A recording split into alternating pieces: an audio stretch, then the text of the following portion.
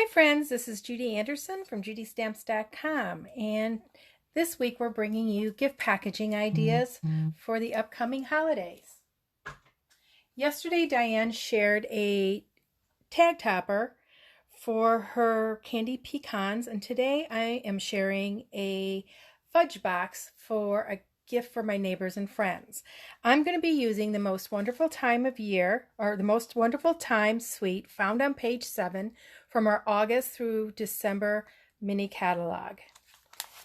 Okay, the products I'm going to be using is I am using our mini paper pumpkin box and some of the self-adhering die cuts from the suite. I'm using a card from the suite and a piece of scrap designer series paper.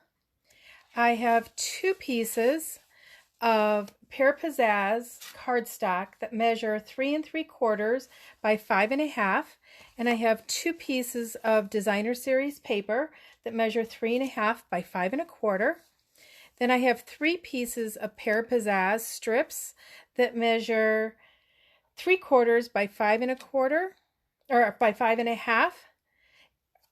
I'm sorry, 1 inch by 5 1/2, and then the designer series paper is 3/4 of an inch by 5 1/4. I have 2 pieces of Pear Pizzazz that measure 1 inch by 3 3/4, and 2 pieces of designer series paper that measure 3/4 by 3 1/2, and I've cut 2 of these labels from the Pear Pizzazz. So let's get decorating. I'm going to move everything away. First of all, our mini paper pumpkin boxes have a shiny side that has wax on it, and I use that as the inside for any food products, just so that it doesn't seep into the other side, which is not protected. We're going to use, you could actually use the wax size for the outside also, but then I recommend using our liquid glue or our Stamp and Seal Plus to adhere anything to it. We're going to go ahead and decorate this flat because I have a tendency of making my boxes, a bunch of them up for birthdays and different things, and storing them flat because they take up less space. Okay, we're going to start out with our cardstock and our designer series paper. I'm going to line this all out, and we're going to adhere our designer series paper to our Pear Pizzazz cardstock. The colors in the suite are Real Red, Pear Pizzazz, Mossy Meadow goes with it, and you could even use Old Olive. How many of you make treats for your neighbors and friends? I love making homemade treats, whether they're paper crafting, home decor items, picture frames, scrapbook pages, or boxes to hold handmade treats in. Okay, so we're going to take these 2 pieces and we're going to adhere them to the box in the 2 large spaces. One for the top and one for the bottom. And it should fit right inside those score lines.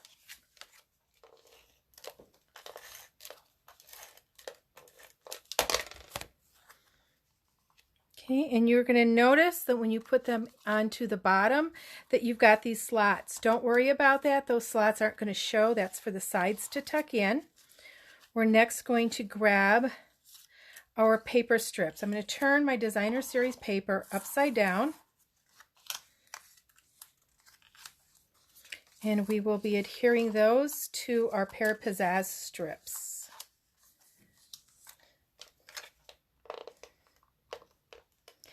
Now you could use liquid glue for this if you'd like, but it's not, these pieces aren't going to be stressed at all, and the Stamp and Seal works fine for adhering these strips. Because our box is already pre-made, we don't have to worry about making it, so it makes treat boxes even quicker to make for your friends during the holiday season. Okay, get those all on very quickly. just centering them into each of those spaces. Okay, now we're going to go ahead and adhere these to our box. We're going to pull our box back over, and I'm going to put adhesive, and these are going to go in these 3 spots. So let's get our adhesive on there.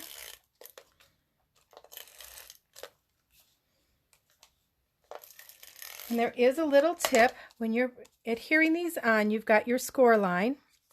And I just noticed I didn't put this piece on right. Let's see if I can get it up real quick here. Take your pick tool, and I'm going to put the spatula side out. This is a little tip for you guys. If you glue a piece of paper down, just use your spatula tip, and I just call it slide and slice. Your adhesive will come right up just like that without tearing your cardstock. And I just needed to move this up. I went over the score line. Okay, we're going to go ahead and adhere these pieces now. When I adhere this top piece, I'm going up against this outside edge. I want to line up the 2 sides just like that. Same with this, just sliding it in there, in between the score lines, and the box will fold up very neatly. Now this is a non-dimensional designer series paper. I'm going to show you one in a minute that's a little bit dimensional. So if you have a piece of designer series paper that goes in one direction, I recommend having the top towards you and then putting this like you're looking at it up. This one would be up. This one would be the reverse, so it'd be upside down. This one wouldn't matter, and then this one would be right side up again, because when you fold it up, you want all the right sides going up. Okay, these 2 pieces are going to go onto the bottom of the box, and I am actually putting them towards the top score line because we want our box all decorated. Okay, so now we're going to fold this. So we're going to fold it on the score lines. I have found that just squeezing this box along those score lines is enough to keep it folded. If you want to use your bone folder, you can. I do all those first, and then I go along and do the sides.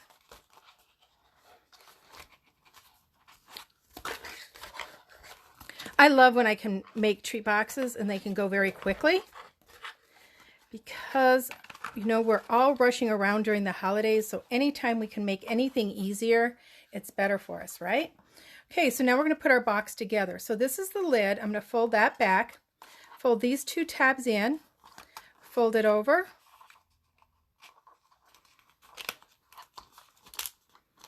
and just like that, and our box is complete. Now these sides aren't covered at all, but that's okay because those tuck in the inside here, and then these 2 slide right into the 2 side slots right there. So your box is all covered. Isn't that cute? Okay, so now we're going to get decorating it.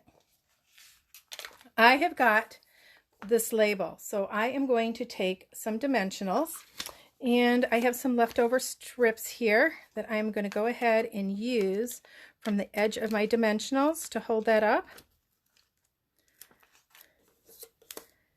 And we can give lots of dimension to this because we're not mailing this, so we don't have to worry about postage. I'm going to go ahead and remove that protective coating off my dimensionals. I am going to grab our tinsel ribbon that's in here. I'm going to wrap it around 3 fingers once, 4 fingers once, and grab my paper snips here and give it a little snip. How long it is up to you. I'm holding it here where I started, and look how it just crinkles up on its own when I release it off my fingers. I'm going to take this and just press it on those dimensional. So it's causing that little loop all on its own, so less work for us again. I'm going to take another piece of dimensional and put it to the top of that. I did mention it's okay because we're not mailing this.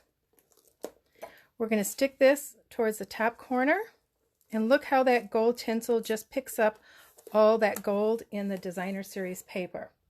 Now, in the suite, we have some self-sticking die cuts, and these coordinate with this, so that's all I'm going to put on here.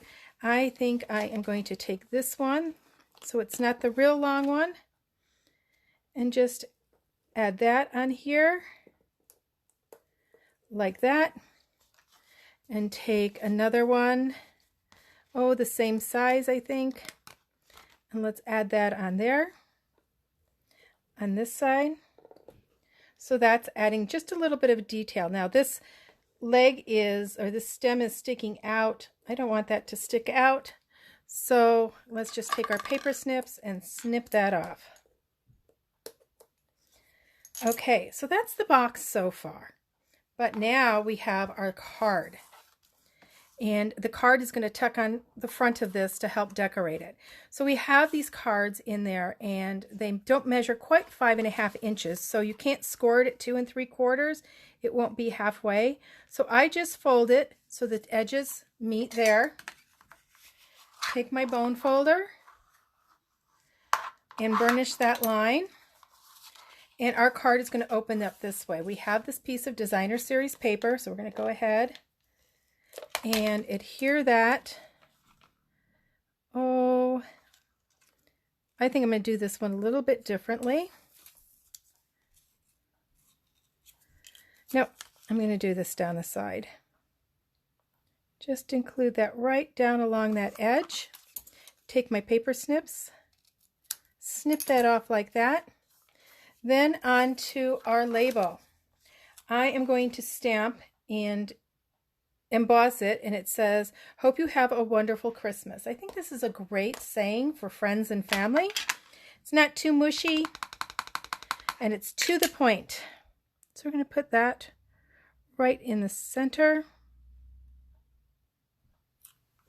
Let's grab our embossing powder, and I've got our tray.